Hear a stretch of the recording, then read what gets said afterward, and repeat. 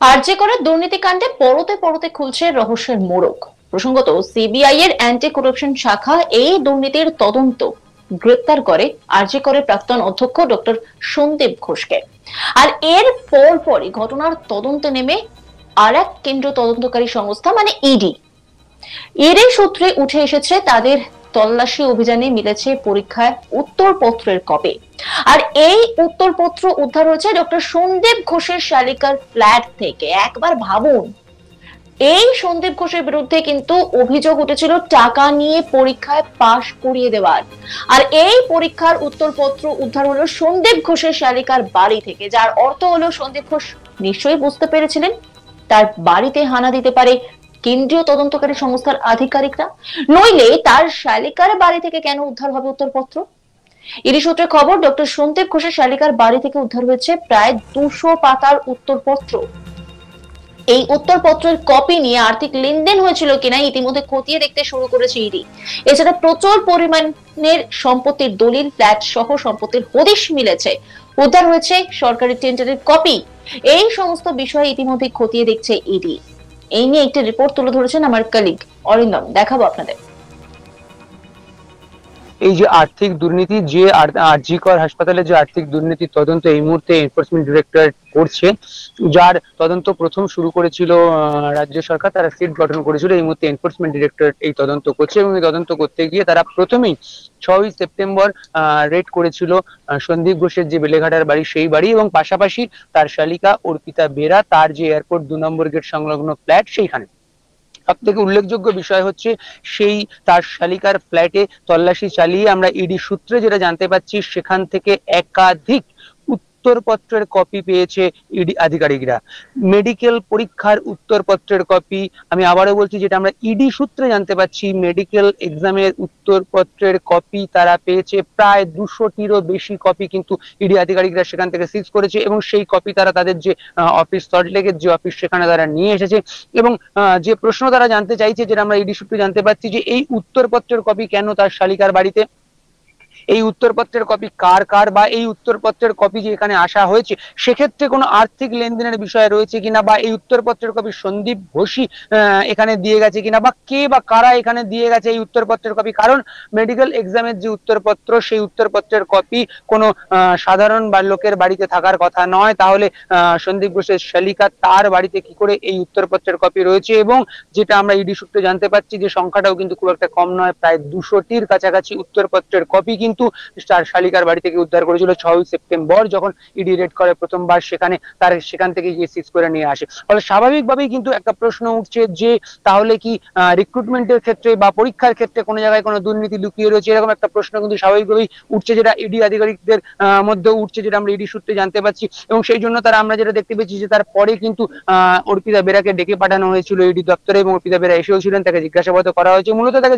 ডেকে পাঠানো হয়েছিল যে তার বাড়ি থেকে যে সমস্ত জিনিসগুলো সিজ করা হয়েছিল, অর্থাৎ এই যে উত্তরপত্র বা যে অন্যান্য যে সমস্ত ডিভাইস সিজ করা হয়েছিল, সেগুলো তার সামনেই খোলা হয়, এটাই নিয়ম। এবং সেই জন্যই তাকে ডেকে পাঠানো হয়েছিল, এবং সেখানেও তার সামনেই খোলা হয়। এবং পাশাপাশি যেটা আমরা ইডি সূত্রে জানতে পারছি, যে তাকে কিন্তু এটাও জিজ্ঞাসাবাদ করা হয়েছিল, যে এই যে উত্তরপত্র, যে উত্তরপত্র পাওয়া গেছে তার বাড়ি থেকে, সেই উত্তরপত্র তার বাড়িতে কি করে এসেছে, বা এই উত্তরপত্র তার বাড়িতে যে আসার ক্ষেত্রে কোনো আর্থিক লেনদেন রয়েছে কিনা, বা পাশাপাশি তার বাড়ি থেকে যে অন্যান্য নথি পাওয়া গেছে, যে প্রচুর দলিল পাওয়া গেছে, সেগুলো কিভাবে এসেছে, বা তার আয় ব্যয়, অর্থাৎ তার যে আয়ের উৎস এবং তার যে সম্পত্তি, উভয়ের মধ্যে যে পার্থক্য আছে, সেটাও কিন্তু ইডি আধিকারিকরা তাকে জিজ্ঞাসাবাদ করেছিল, এবং সেটা কিন্তু আমরা ইডি সূত্রে জানতে পারছি। ফলে স্বাভাবিকভাবেই এই মুহূর্তে তার বাড়ি থেকে পাওয়া এই যে উত্তরপত্র এবং একাধিক নথি, সেগুলো কিন্তু যথেষ্ট ভাবেই সন্দেহ সৃষ্টি করেছে, এবং ইডি আধিকারিক কিন্তু এই বিষয়টা নিয়ে তদন্ত করছে। এবং ইতিমধ্যেই কিন্তু অর্পিতা বেরা তাকে জিজ্ঞাসাবাদও করেছে এই উত্তরপত্রের কপি বা অন্যান্য যে নথি তারা সংগ্রহ করেছে সেই বিষয় নিয়ে। সুচিতা, ইডি আধিকারিকরা তদন্ত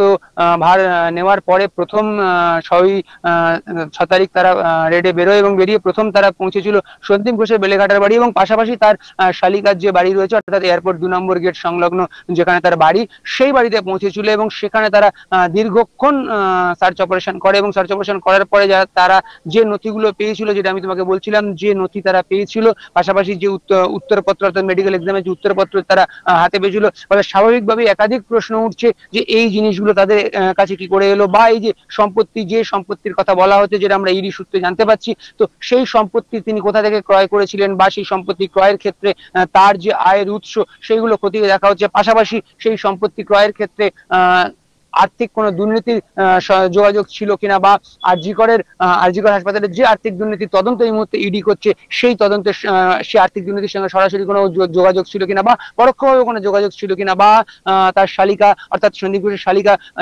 দুর্নীতির বিষয়টা জানতেন কিনা, সন্দীপ ঘোষের সঙ্গে তার কোনো আর্থিক লেনদেন ছিল কিনা, এরকম একাধিক প্রশ্ন কিন্তু ঘুরে ফিরে বেড়াচ্ছে এবং সেই একাধিক প্রশ্ন কিন্তু ইডি আধিকারিকরাও জানতে চাইছে, যেটা আমরা ইডি সূত্রে জানতে পারছি। ফলে স্বাভাবিকভাবেই আমরা একদিকে যেমন দেখেছি সঙ্গীতা ঘোষ এর স্ত্রী, প্রাক্তন অধ্যক্ষ, তার স্ত্রী, তাকে যেমন ডেকে পাঠানো হয়েছিল, পাশাপাশি কিন্তু তার শালিকা অর্পিতা বেরা, তাকেও ডেকে পাঠানো হয়েছিল এবং দুজনকেই কিন্তু আমরা দেখেছি জিজ্ঞাসাবাদ করা হয়েছে, যেটা আমরা ইডি সূত্রে জানতে পেরেছি যে এই বিষয়গুলোই মূলত যে তারা যে সম্পত্তি ক্রয় করেছে, বা তাদের যে আয় এবং তাদের যে আয়ের উৎস এবং তাদের যে ক্রয় করা সম্পত্তি, তাদের মধ্যে কোনো পার্থক্য আছে কিনা, সেটাই কিন্তু মূলত ইডি আধিকারিকরা দেখতে চাইছে। এবং 2021 সালের যে আর্থিক দুর্নীতির তদন্ত ইডি এই মুহূর্তে করছে, সেই আর্থিক দুর্নীতির সঙ্গে সরাসরি এদের সম্পত্তি ক্রয়ের কোনো যোগ আছে কিনা, বা সেই আর্থিক দুর্নীতির টাকা তাদের সম্পত্তি ক্রয়ের ক্ষেত্রে ব্যবহৃত হয়েছে কিনা, এই সমস্ত একাধিক প্রশ্ন কিন্তু এই মুহূর্তে ইডি আধিকারিকদের রয়েছে এবং তারা সেই জন্যই কিন্তু এদেরকে জিজ্ঞাসাবাদ করছে। এবং আমরা দেখেছি এর 6 তারিখ যখন তাদের বাড়িতে রেড করেছিল, তারপরেও কিন্তু একাধিক জায়গায় ইডি আধিকারিকরা রেড করেছে এবং একাধিক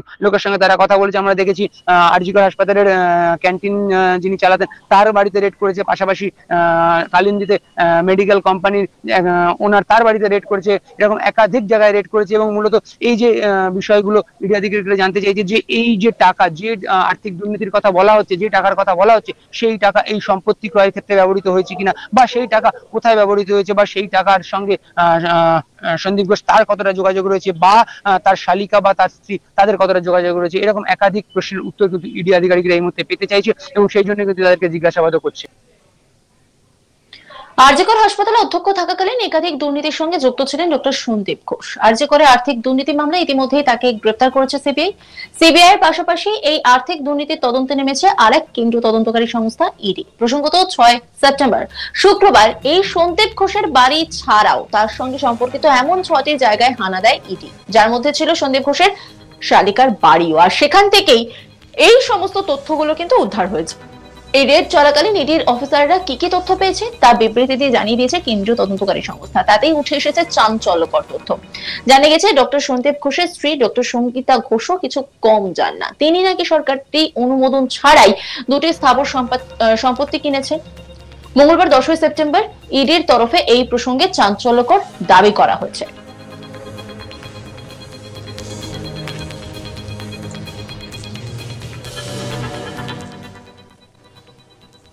নজর রাখুন আজ তাক বাংলার ইউটিউব স্ট্রিমিং এ।